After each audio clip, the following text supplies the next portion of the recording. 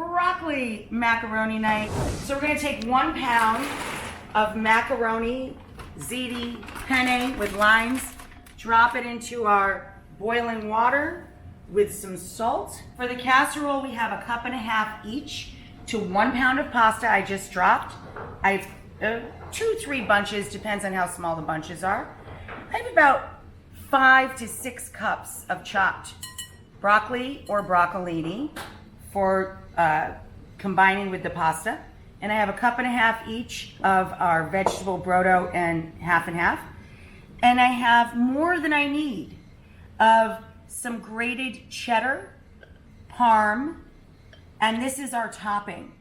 I crushed up some crackers, white cheddar Cheez-Its, but you can use butter crackers, Ritz, oyster crackers, any fun little crunchy thing we're gonna put up on top, even of course panko.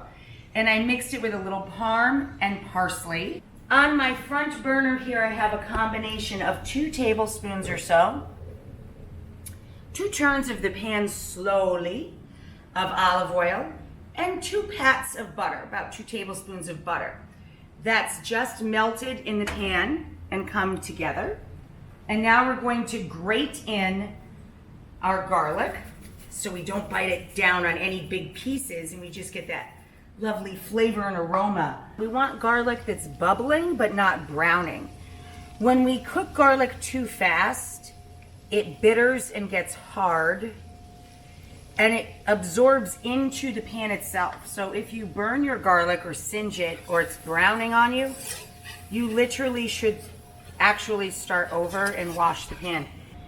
Now when it comes to roux, which is what we're making, combining flour and butter, in this case, we want to keep it light. The lighter the roux, the higher the thickening power, and the quicker it will thicken. And since we're trying to make a quick casserole, of course, we want to keep that roux nice and light in color. Now when we're thickening sauces, even that are cut by half with vegetable stock, it can still get away from you and the solids in the milk can bubble over. So just keep an eye on it. And as it thickens, kind of babysit it with a little more attention. Our pasta has been going about 3 minutes or so now. So I'm gonna go ahead and add my broccolini because we're undercooking the pasta by more so than usual. I always say when we're cooking with dry pasta, undercook by at least 1 minute for carryover cooking. If you're going to put the pasta in the oven, you need to exaggerate that. So we're only going to cook this another 3 or 4 minutes total, so it's fine to add your broccoli or broccolini at this point.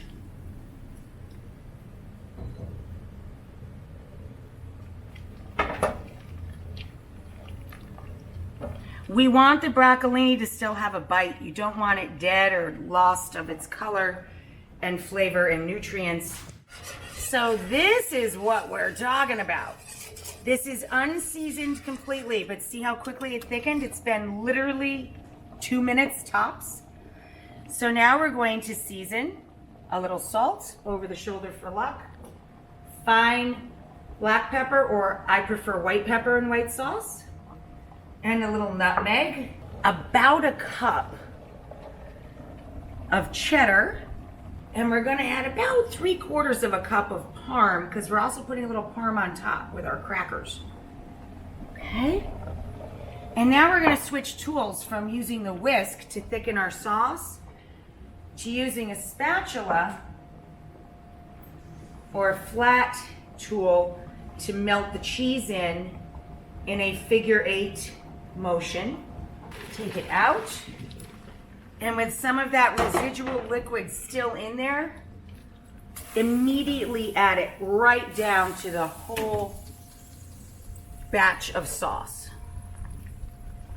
And now we're going to transfer to the casserole and top with our cracker, parsley, and the remainder of your parm. Give it a little wiggly woo there. Pop her in the oven. Whoa, whoa, whoa. Ta-da!